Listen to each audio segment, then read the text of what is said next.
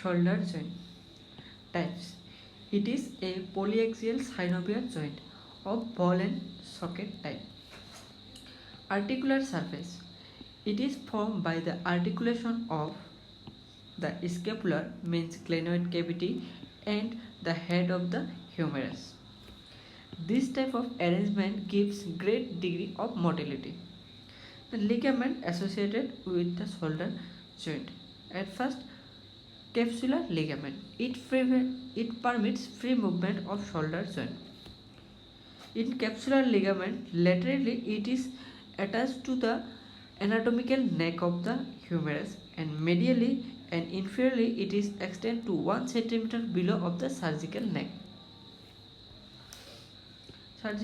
of the humerus, and superiorly it is deficient for passing of the tendon of long head of biceps. Medially it attached to the scapula and the supraglenoidal tubercle and margin of the glenoidal labrum. The second ligament is coracohumeral ligament. Extend from the root of the coracoid process to the neck of the humerus. It gives strength to the capsule. Then we have the transverse humeral ligament. Connect the two leaves of upper part of the intertubercular sulcus. It keeps the long tendon of biceps in position. Then fourth ligament is glenoidal labrum, attached to the peripheral margin of the glenoidal cavity, except above, where the long tendon of biceps pass to the supraglenoidal tubercle. Then synovial membrane. It lines the capsule. Then bursa in relation to the shoulder joint.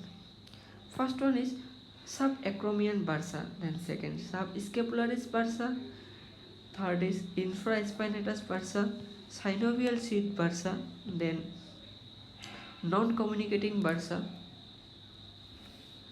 Stability of the shoulder joint is given by supraspinatus and coracohumeral ligament. Then second, musculocutaneous rotatory curve. There are tendon of supraspinatus, infraspinatus, teres minor and subscapularis. We can remember by these mnemonic sheets. Long head of triceps and teres major support the lower weak part of the capsule. Then glenoidal labrum deepens the socket. Long head of biceps and coracoacromial arch prevent the upward displace of head. Then arterial supply of the shoulder joint. The anterior circumflex humeral artery, secondly posterior circumflex humeral artery, then suprascapular artery, then subscapular artery. Nerve supply of shoulder joint is done by axillary nerve, musculocutaneous nerve, then suprascapular nerve. Movement of the shoulder joint. The shoulder joint enjoy great freedom of movement due to the laxity of its fibrous capsule and larger head of humerus compared to the glenoidal cavity. And movement. At first, flexion. Arm moves forward and medially in a plane parallel to the glenoid cavity. Extension. The arm moves backward and laterally. A plane parallel to the glenoidal cavity. Abduction and adduction takes place at a right angle to the plane of flexion and extension. Medial and lateral rotation. Hand moves medially and laterally with mid-flex elbow. Then circumflex means hand moves in a circle. Now we are discussing the movement of the shoulder joint and main muscle who is involved in the movement and accessory muscle that involved in that movement. First, flexion. In flexion, main muscles are pectoralis major and anterior fiber of the deltoid, and accessory muscles are coracobrachialis and short head of the triceps. Then extension.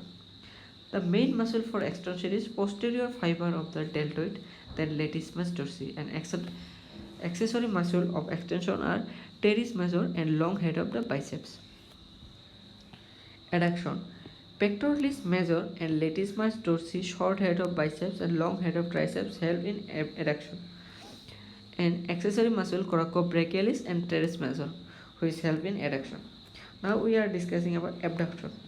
In abduction, supraspinatus, which helps abduct 0 to 15 degree, and deltoid, which is done by 15 to 90 degree, and serratus anterior and trapezius help 90 to 80 degree of abduction.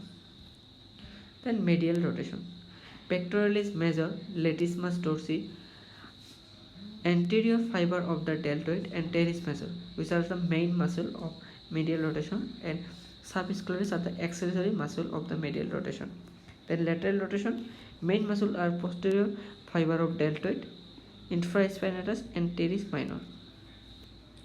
Applied anatomy of shoulder joint.